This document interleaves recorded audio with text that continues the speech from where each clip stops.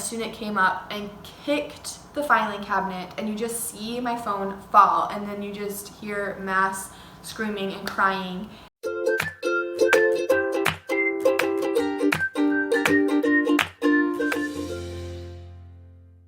Hello you guys, welcome back to my channel. I am so pumped to film today's video because I'm going to be talking about student teaching and my entire experience with it and what I did and my grade and everything like that. And I really wanted to film this video because as I'm teaching for the rest of my life, I want to remember what student teaching was like and what I learned and how much I grew, because boy, was there a lot of growth happening.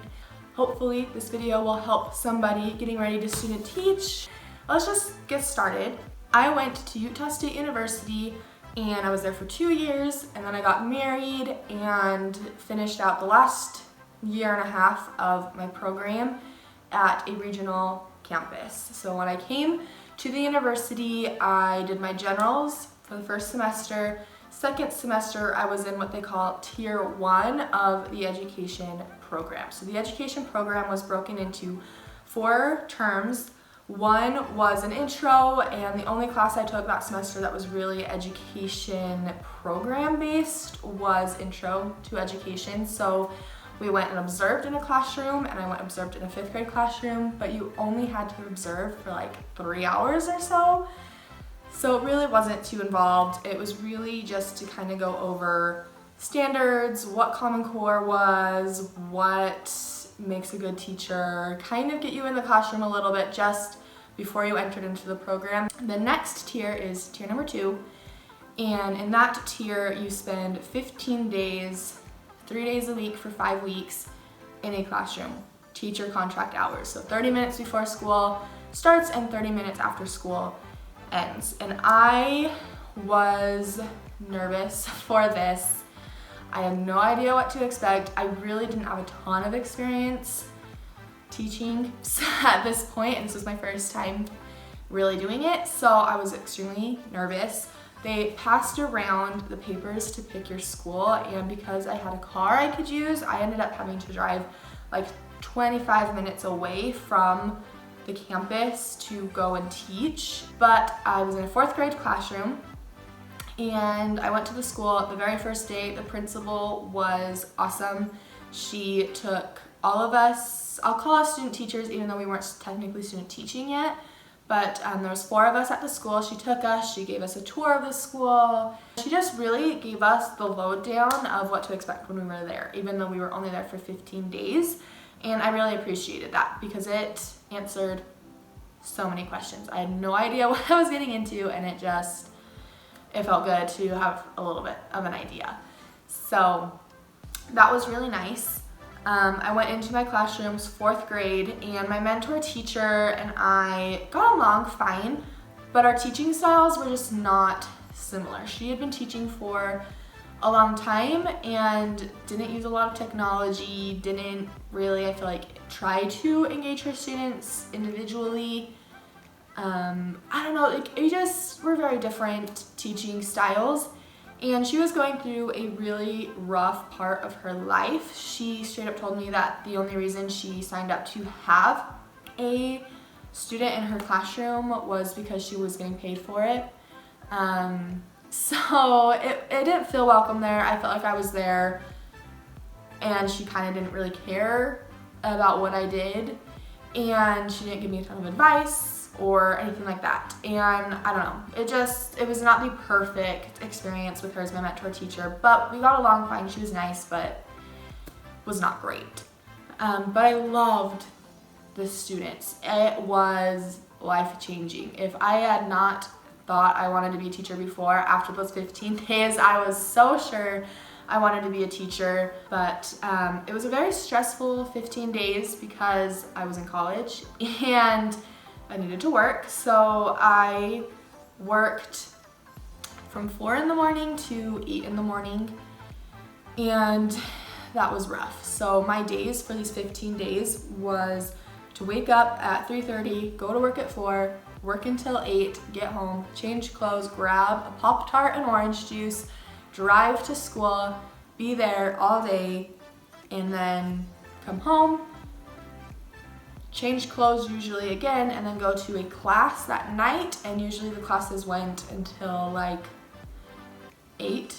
So I really was gone for like 16 hours of the day and really didn't have a time to just chill. So I was extremely exhausted. I got physically sick because I was just tired. I was so sleep deprived, doing homework and classes and working, and just all of it was extremely overwhelming. But we made it through. We did it. From that semester, I had to actually do 2 transition semesters because I didn't have all of the classes done that I needed to have done in order to do level 3 because they changed the math standards, and then they didn't offer summer classes that they said they were. So I ended up being held back an entire year, just kind of taking the extra classes that I could have taken on top of other things, and it prevented me from graduating a year earlier than I did. Then came level 3. Now level 3 was really your education classes. So it was teaching math, teaching reading, teaching writing, teaching science. It was all of those classes. So I loved going to classes, most of them, and I just was really learning a lot, and I was getting experience lesson planning and, you know, putting different subjects together and just doing all those things. So it was just a really fun semester. And the teaching experience that you had in level 3, at least at the regional campus, which is where I was at that point, was to go to a classroom once a week. Well, you had like 9 weeks to go like 8 times. So you could schedule however you wanted with your mentor teacher. I went once a week for 8 weeks, and then I was there Monday through Friday for 3 weeks. It was the same thing, contract hours for teachers, and I was there.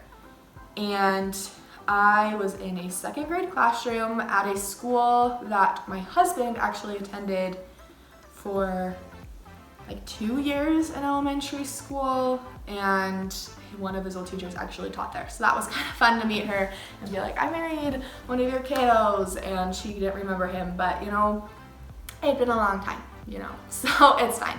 But it was just really kind of fun.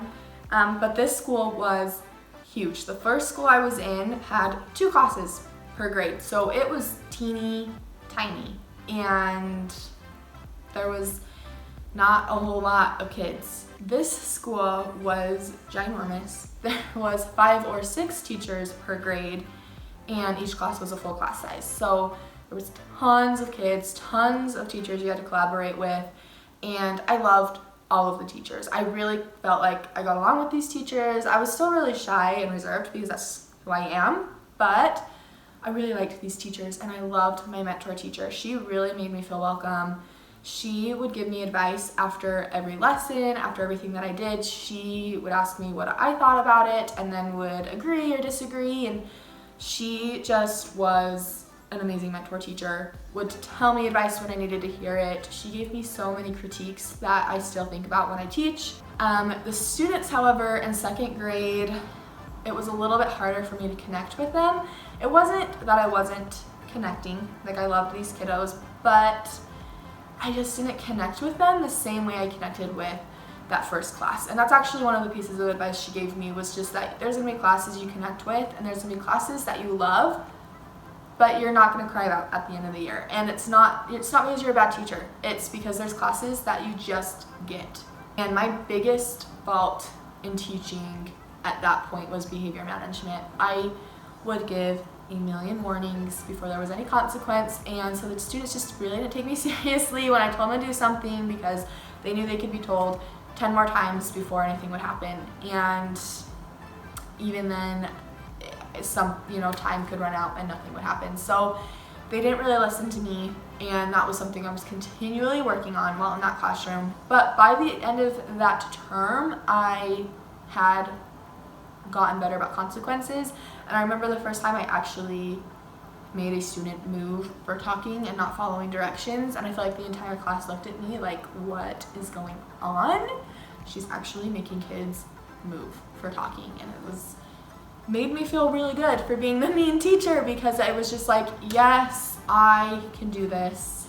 I can be mean, I can give consequences, and the students still like me. So it was a huge moment for me the first time I remember giving a consequence, because I hadn't done it before and it was so hard for me. And so when I actually did it, it felt so good. I finished that semester, it was spring semester, so it was going into summer, and we were going to be getting our student teaching placements over the summer. So for student teaching, for the regional campuses at this point, they were testing out something new, but we were going to be in one classroom for 14 weeks. I got my placement a little bit later than I thought I was going to, and at first I wasn't crazy about that, and I was a little bit upset, but wasn't a big deal. I got my placement, and it was for a school in a district that I did not want to go to. And it wasn't that I didn't want to go there, but they had given out a survey asking your grades you would want to teach, asking your preferred districts. You had to put 3 down, and this was a school that was in a district I did not request, and it would take me 45 minutes to get there in the morning because of rush hour traffic. And it was also in 2nd grade. And it's not that I have anything against 2nd grade. I loved being in 2nd grade, but I was extremely disappointed that I was going to be in a grade that I had already practiced in and already had an idea of how I felt about it. I wanted to be in a grade that I had no idea what to expect. I just kind of sucked it up and decided that it was going to be fine and that it was an advantage because I did already have experience, so I was going to go in kind of knowing what I was doing. Come 2 weeks later, I got an email saying that my placement had changed. It was at the same school, but with a different teacher. And it still said 2nd grade, so I felt like there really wasn't a change, but it was just the teacher. But because I'm nosy, and I feel like everybody does this, I tried to find my mentor teacher on Facebook and Instagram and just try to find them so I know what they looked like, knew a little bit about them. And I could not find this teacher anywhere. She was just kind of didn't have a social media presence. So I went to the school website to try to find a picture of her because, you know, school websites usually have a school picture of the teachers. I don't know. And I went, and she was listed as a 1st grade teacher. And so then I got really upset because it was, well, I don't even want to say I got really upset. I got confused because I didn't know if I was going to be in 1st or 2nd grade. The school website said 1st, but my email said 2nd. And so in my head I thought I'm either going to be in 1st grade, which is totally out of my comfort zone, but on the other hand, I was going to possibly be in 2nd grade, which meant that I was going to have a teacher who moved grade levels and didn't really know what they were doing in 2nd grade either. And I didn't know the grade I was going to be going into until I walked into the school for the first time. I walked to the classroom, walked in, and knew this was 1st grade. There was no way these were 2nd graders. So I was in 1st grade, which was my preferred of the 2 possible outcomes of my switched placement. And right away, the kids came up, they were excited to get to know me, which I think is a huge benefit of being in the younger grades. They love their teachers, so the fact that you were there in their classroom, they were so excited to just get to know you, and so that felt really good. The kids were extremely welcoming, and my mentor teacher was extremely welcoming as well. She was amazing. She and I had very similar teaching styles, and so when I took over the classroom, I was really not afraid to use the same strategies that she did. She had a PowerPoint that she would go through for ELA, and I just used that same template. And there was my own spins on it, like we are different teachers, but using that same template, the same routines with the students was so important, and particularly in this group. And so it was a really good thing that our teaching styles were extremely similar, and that using those strategies that she used were really easy for me to apply into my own teaching style. So it worked out really well. She showed me the ropes. She took out her planner and showed me exactly how she planned out. She took out her drawers, showed me how she organized. She was extremely prepared, and I learned what to do from her. I learned what I want to change from what she did, like you do with all teachers, because you are just different.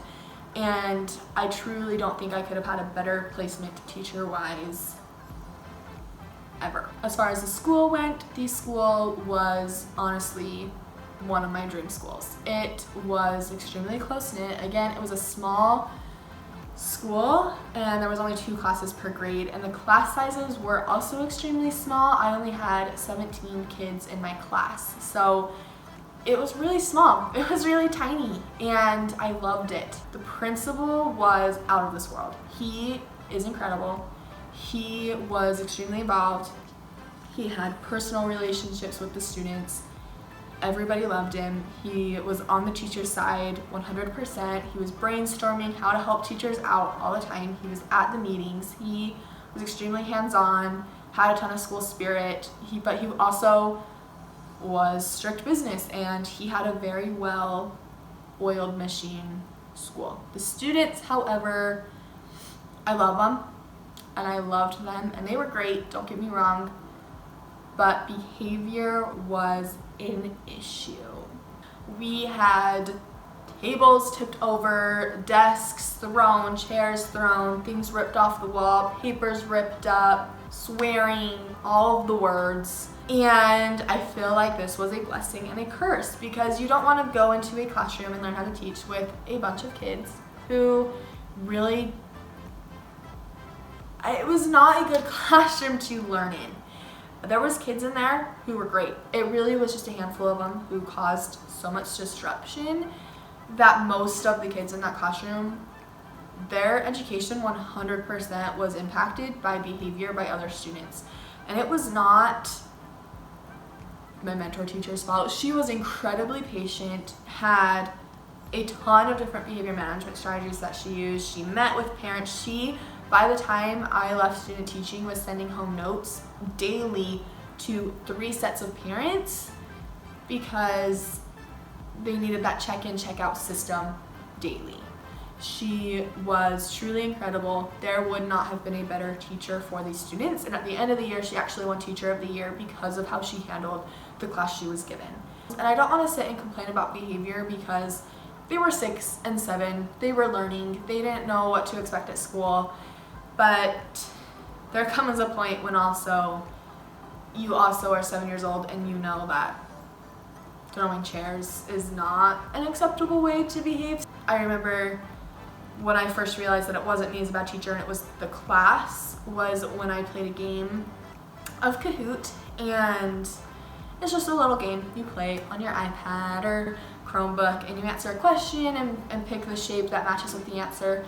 And it was something new. They had never done it before, and half the kids loved it, and the other half of the kids literally were screaming and kicking and crying, and truly it was mass chaos. It was truly a joke. The behavior, the reaction. I actually filmed this lesson because I had to film a lesson and then react to it and reflect on it, and I had to watch myself teach.